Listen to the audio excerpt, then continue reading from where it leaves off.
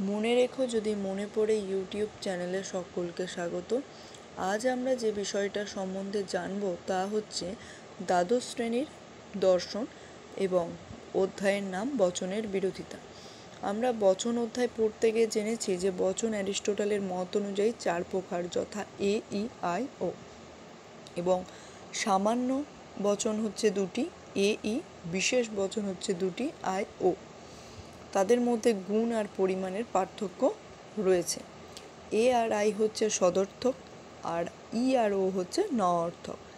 আর পরিমাণের পার্থক্য হচ্ছে এ, ই হচ্ছে সামান্য বচন, আই, ও হচ্ছে বিশেষ বচন। তাহলে বচনের বিরোধিতা কাকে বলে না, যেখানে দুটি নিরপেক্ষ বচন যার উদ্দেশ্য বিধেয় একই থাকে কিন্তু গুণ অথবা পরিমাণ অথবা গুণ এবং পরিমাণ উভয়ের মধ্যে পার্থক্য দেখা যায়, তাকে বলা হয়ে থাকে বচনের বিরোধিতা।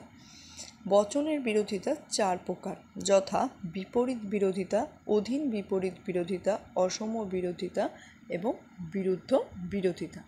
আজ আমরা দুটো বিরোধিতা সম্বন্ধে জানব। একটা হচ্ছে বিপরীত বিরোধিতা।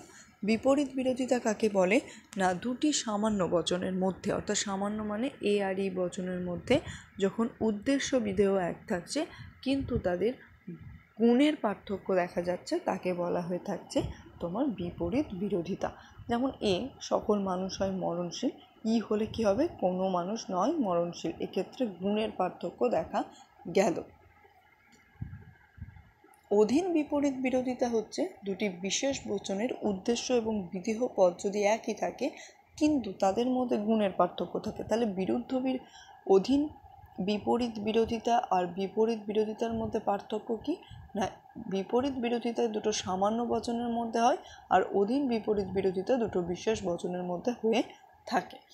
আচ্ছা, এখানে পার্থক্যর উদাহরণ দেখো, কোনো কোনো ফুল হয় সাদা, কোনো কোনো ফুল নয় সাদা। আমি একটা ছকের মাধ্যমে দেখিয়েছি যে এ, ই, আই, ও এটা 4টে বচনের ভাগ।